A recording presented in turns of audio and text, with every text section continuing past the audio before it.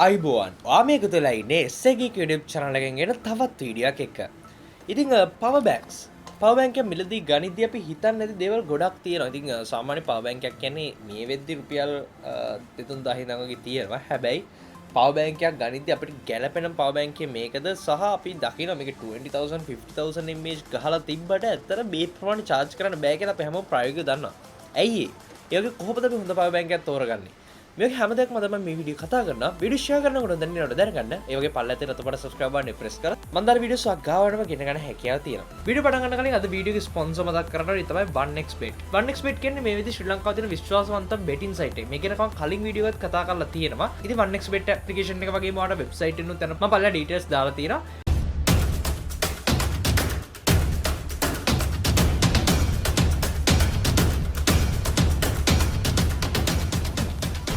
ඉතින් power bank එක ගනිද්දී මුලින්ම බලන්න ඕනේ දේ තමයි brand එක. හරි. brand එක කියන එක ගත්තාම මම කලින් වීඩියෝස් වලදී කතා කරලා තියෙන brand එක කියන එක අනිවාර්යෙන්ම බලන්න ඕනේ නැහැ කියලා. අපි අද මතයකුත් තියෙන brand එක නෙමෙයි ඇත්තටම brand එක ගත්තොත් ගොඩක් ගාණ වැඩි බොරු වැඩක් කියලා. හැබැයි power bank එකේදී මම recommend කරන්නේ brand එක. මොකද හේතුව ගොඩක් වෙලාවට මම දන්න මගේ අත්දැකීමෙන් මම දන්න දෙයක් තමයි සාමාන්‍ය brand එක හොඳ වෙන තරමට power bank එකේ කල්පවත්ම ගොඩක් වැඩි වෙනවා. සාමාන්‍ය හිතන්න power bank එකක් මුලින්ම 5 පාරක් විතර charge කරගෙන 20000 එකකින් වගේ. ඉතින් කොහොමද අවුරුද්දක් විතරදී මේක 5 පාරක් තිබිච්ච එක 4 වතාවකට විතර අඩු වෙනවා. මෙතන බැටරි එකේ තියෙන ලයිෆ් එක ටික ටික අඩු වෙනවා. මොකද මේ බැටරිස් වල මේ components වල තියෙන quality එක මත මේ හැමදේම වෙනස් වෙනවා.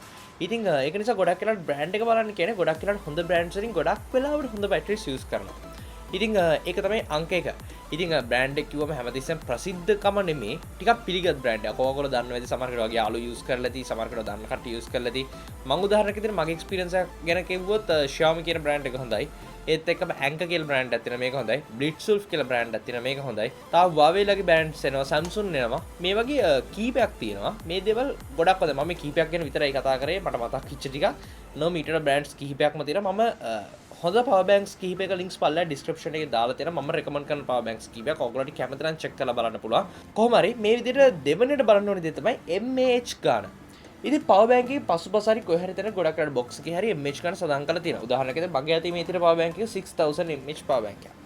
එතකොට මේ 6000 mAh කියන power bank එක අපි theoretically ගත්තොත් 6000ක් තියෙනවා. එතකොට mAh. ඒ කියන්නේ අපිට 6000ක බැටරියක් සම්පූර්ණයෙන් charge කරන්න පුළුවන් එකපාරක්.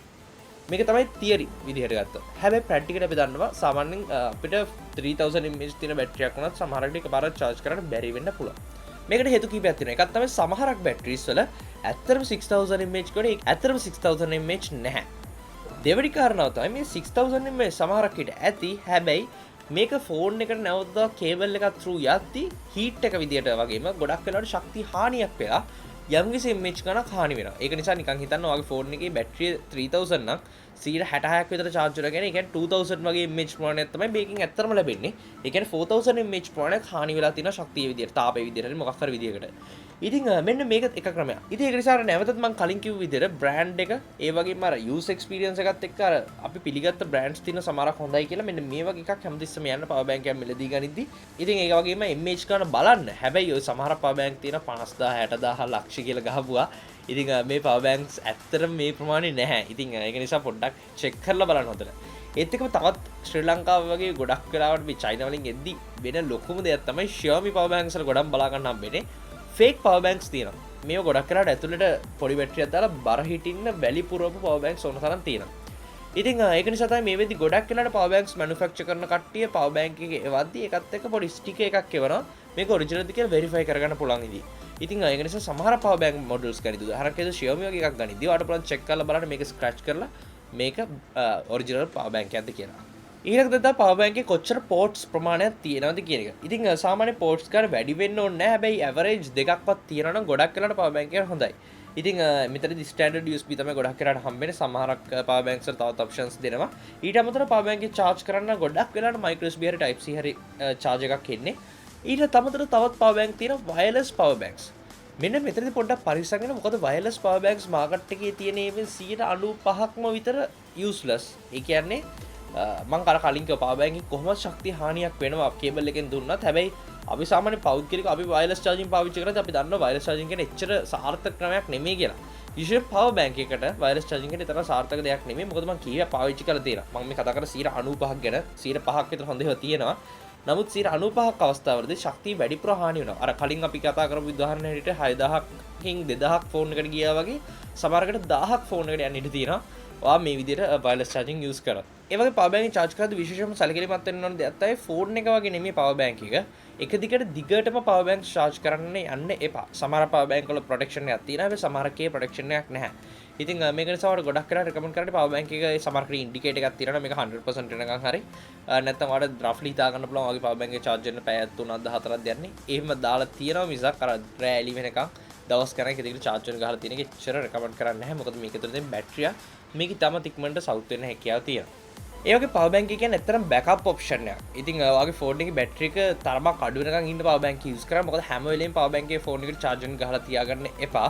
මම කලින් ෆෝන් එකේ බැටරි ගන්න වෙන වීඩියෝයක් හැදුවා. හැබැයි කොහොම නමුත් පවර් බැංක් එක මම අර කලින් කිව්ව විදිහට ලයිව් සර්කල්ස් ගන්න ඉතාම ලිමිටඩ්. ඉතින් මේක නිසා මේ පවර් බැංක් එකක් ඔයා යූස් කරද්දී අනිවාර්යෙන්ම මතක තියාගන්න ඒ පවර් බැංක් එක අවශ්‍ය වුණාම පාවිච්චි කරන විතරක්. ඉතින් සමහරක් අය ගොඩක් ඩිවයිසස් වලින් මේක පාවිච්චි කරනවා. ඉතින් මේ දේවල් පවර් බැංක් එකේ ලයිෆ් එක්ස්පෙක්ටන්සි එක අඩු වෙන්න අනිවාර්යෙන් පැහැදිලි හේතුවක් වෙනවා. මම අර කලින් කිව්ව දේවල් ගැන සැලකිලිමත් වෙන්න ලොකු ගණන් තිබ්බ කියලා පවර් බැංක් එක පාට මිලදී ගන්න එපා. බලන්න මේ පවර් බැංක් එක ඇත්තට මේ කියන ගණන් තියෙයිද කියන එක. ඉතින් ඒ දේ කියන්න බැරි නිසා තමයි මම අර කලින් කිව්ව බ්‍රෑන්ඩ් එකක් මත යපෙන්නේ කියලා. හැබැයි ඒක අනිවාර්ය නැහැ. ඔයාලට විශ්වාසයක් තියෙනවා මේ බ්‍රෑන්ඩ් එක කවුරු හරි කෙනෙක් පාවිච්චි කරලා හොඳ එක්ස්පීරියන්ස් එකක් තියෙනවා නම් කිසිම ප්‍රශ්නයක් නැතුව මේක පාවිච්චි කරන්න පුළුවන්. ඉතින් මම රෙකමන්ඩ් කරන පවර් බැංක්ස් කීපයක් පල්ලා ඩිස්ක්‍රිප්ෂන් එකේ දාලා තියෙනවා. මොකද හිතන්නේ? ඔයාත් පාවිච්චි කරලා තියෙන හොඳ පවර් බැංක්ස් හැමෝටම දැනගන්න පල්ලෙන් කමෙන්ට් කරන්න. මොකද අපේ ඉන්න වීඩියෝ බලන කට්ටියට හැමෝටම දැනගන්න පුළුවන් මේ වෙද්දි තියෙන හොඳ පවර් බැංක්ස් මොනවද ශ්‍රී ලංකාවේ කියලා. අනිවාර්යයෙන් ඉස්සර පල්ලෙන් කමෙන්ට් එකක් දාන්න. වීඩියෝ ෂෙයා කරනකොට දැනගන්න. පල්ලා දින අතපට subscribe button press කරොත් ඉස්සරහට මම දාන වීඩියෝස් ඔයාලා ගාවටම ගෙන ගන්න හැකියාව තියෙනවා. අපි ආයතන තිරිග හැම එක ඔයගොල්ලෝ හැමෝටම සුබ දවසක්.